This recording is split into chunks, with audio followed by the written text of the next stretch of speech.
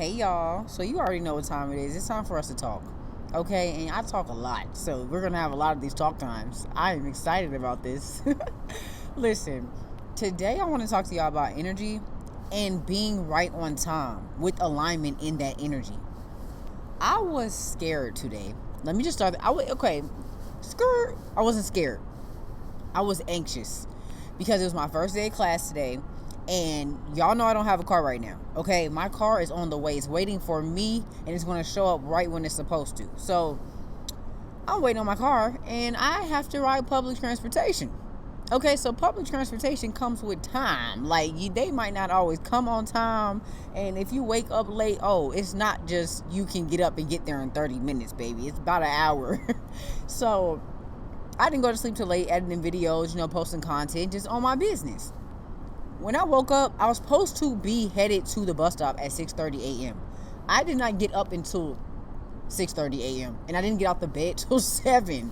And I had to be to school by 9 o'clock.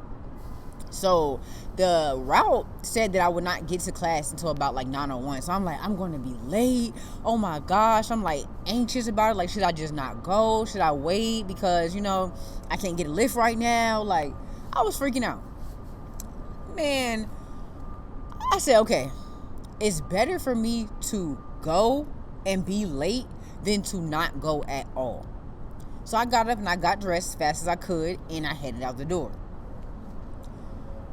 Why did I get to class today? And class did not even start for an extra 30 minutes. And I had put a prayer on it this morning. I said, Lord, please stop time for me. But I didn't even think about it, until after the fact, to where I was like, whoa. God really stopped time for me. Like, he really stopped time for me. Like, class did not start for an extra 30 minutes. So, imagine if I would not have came. Imagine if I would have been like, no, I'm going to be late. That's embarrassing. So, I'm just not going to come. Like, whatever. Imagine if I would have stayed home. You don't even know how God was going to posture your day or how things were going to go. And you're letting anxiety stop you from going after what it is that you need to go do. It's your first day of class. Okay, who cares? It's the first day. They're not going to trip that much if you're late, but you're letting anxiety stop you. So I want to come in here and talk to y'all about energy. Okay, when you put certain energy out, that is what you're going to get. So if you anxious, situations are going to come to put you in that anxiety. And the more that you continue to operate in anxiety, the more that energy going to come. Okay, the more you're going to self-sabotage yourself, the more you're going to miss out on opportunities, the more you're going to look at life from the wrong lens and the wrong perspective. The moment send up a prayer. I'm big on prayer. Sometimes I don't even be knowing what I'm praying for. If you want me to be like completely honest with you, sometimes I do not even know what I'm praying for. I just send up a prayer and I be knowing God got me, and then I just push it to the back of my mind and I just keep it pushing. And then later on in my day, when that manifests and comes to fruition, I be like, okay, hold on. I prayed for this earlier and I completely just let it go, and look what happened. So it's like, send that prayer up and just keep it pushing, keep moving, keep going towards whatever it is that you're trying to bring into fruition in your life. As simple as, you know what, I'd rather be late than be not there at all. So God, stop time for me so that I'm not as late as the GPS is saying I'm going to be. Class didn't start for another 30 minutes. Some people didn't even show up. I would have been one of the people who did not show up if I would have let my anxiety get the best of me. So what I'm saying is, don't get caught up in anxiousness or the negative energy. You have to change your perspective on the energy that you're putting out and the energy that you are willing to receive. That was a long one. And if you see me looking around like, this is my first time recording in this area that I'm recording in. It's a lot of traffic back and forth. And, I'm still working on living out loud and doing my thing. So you're going to see a little as we go down this journey. I like to be as transparent as I possibly can be with you guys, because I want you to see where I came from. I want you to know that no matter where you are right now in your life, you can make it somewhere. Okay, because just because I'm right here does not mean I'm going to always be right here. Just because I don't have a car right now, or I might not always have the money to afford a ride or food or things like that, God always provide for me. Okay, I don't operate off of worldly things. I'm spiritual before anything else. And I know that the money gonna come, the car gonna come, the place gonna come, the supporter's gonna come, the clientele's gonna come. But I just want to show you guys, like, it does not matter where you are right now or where you're coming from. Like, you're going to make it to where it is that you want to go, period. Okay, so just keep going and watch my story and stay with me, so that you can see that all things are possible through Christ who strengthens you.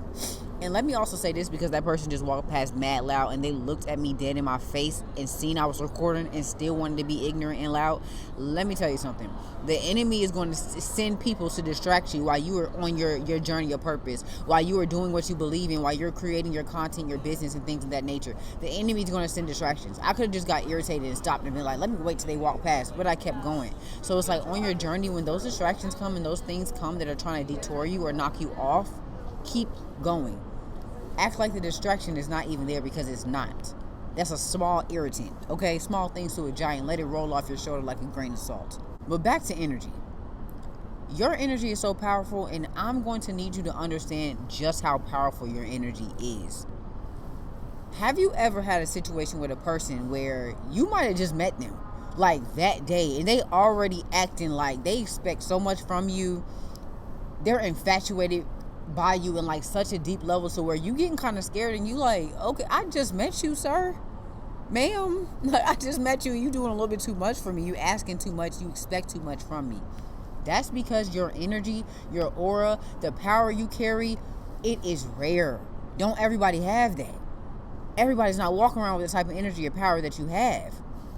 And the problem is, we give that power and that energy up too quick, too fast, too fast. Let me just say that. And that's because a lot of us, speaking for myself, I do not like when people receive me wrong. Ooh, I don't like that. Okay?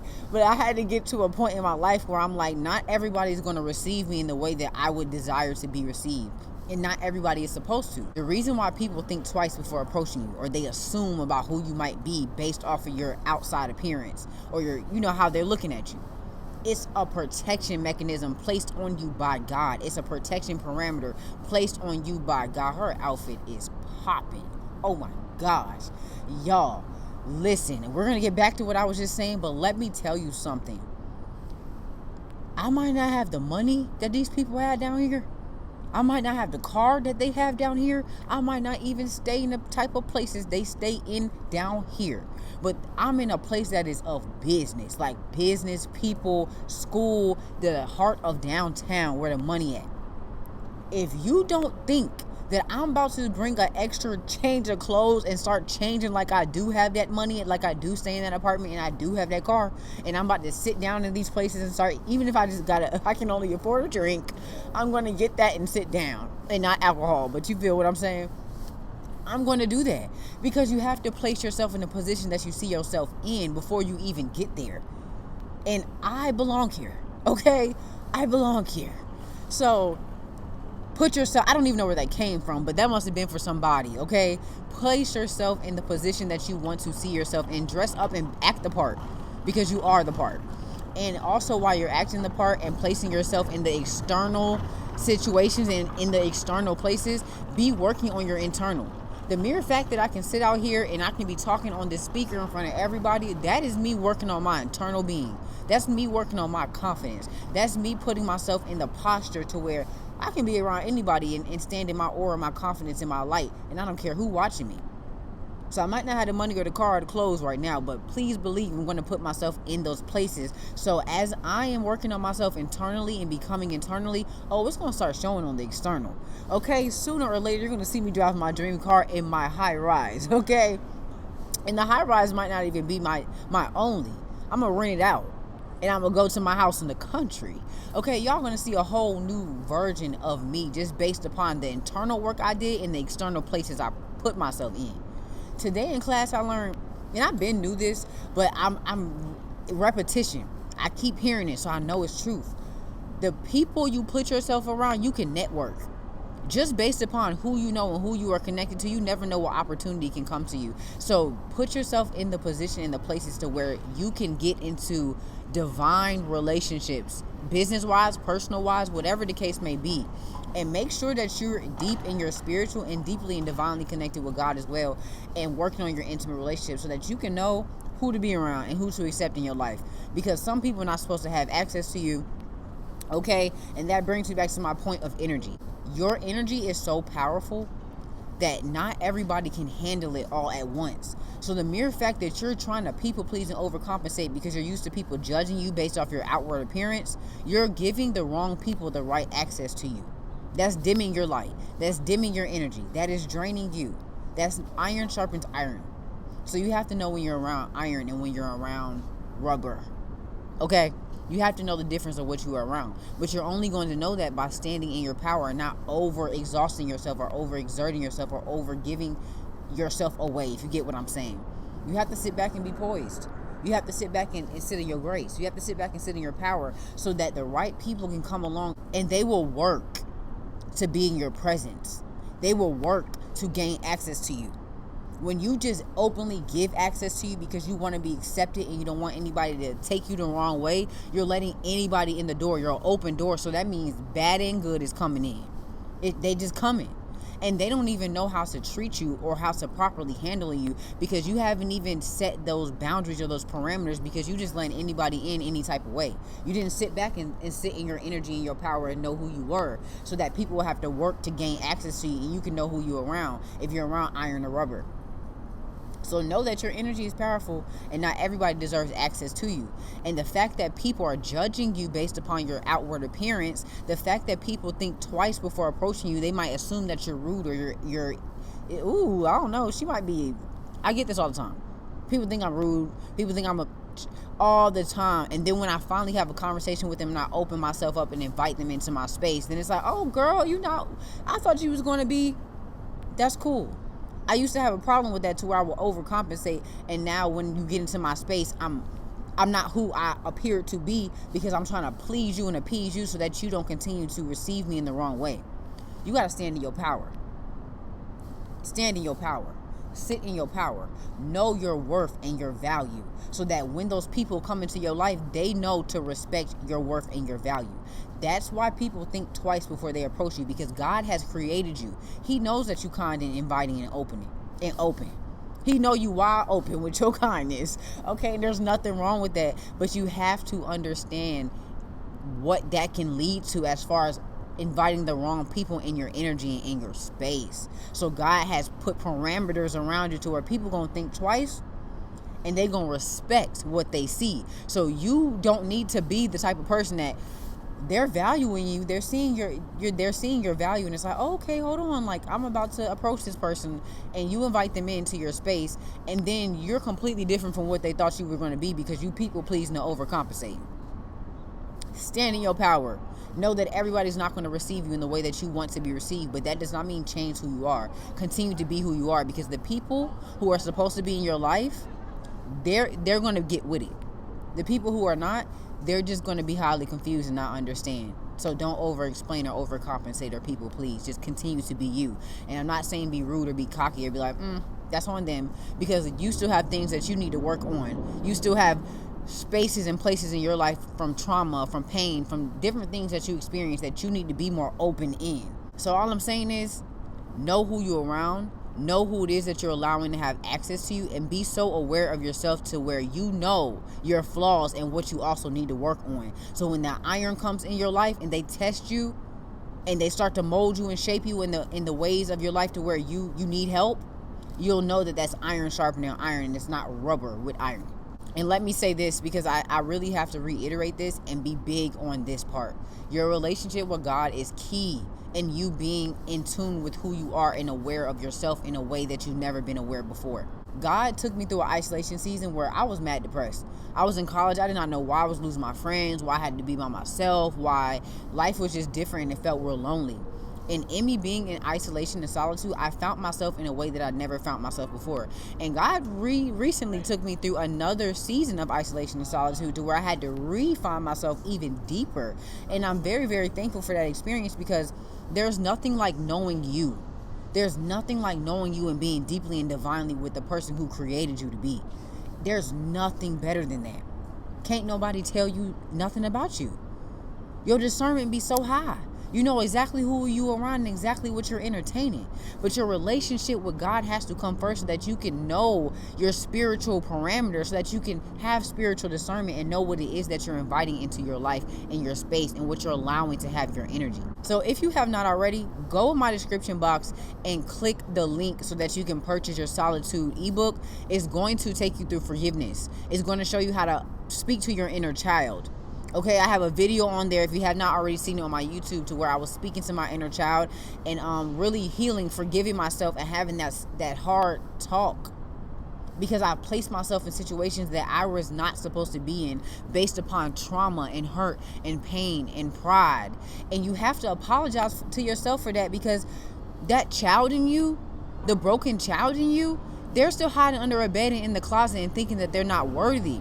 And you keep placing yourself in situations to make them feel like that's what they're supposed to be. So they're going to continue to self-sabotage every move that you try to make because they don't have a safe space. So you have to go back and reflect and figure out where the enemy stole your identity, where you started to operate as less than yourself, so that you can go back and talk to your inner child and say, come out, because I have a sacred and safe space for us, and we don't have to be who we used to be.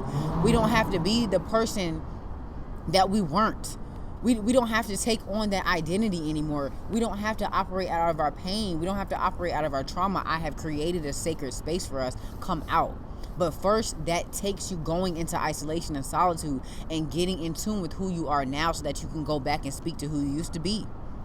You and your inner child have to be in alignment, or you're going to continue to self-sabotage yourself every single time you try to go higher. You can't get past a certain ceiling because you're self-sabotaging yourself, because you never went back and did the proper work or forgave you.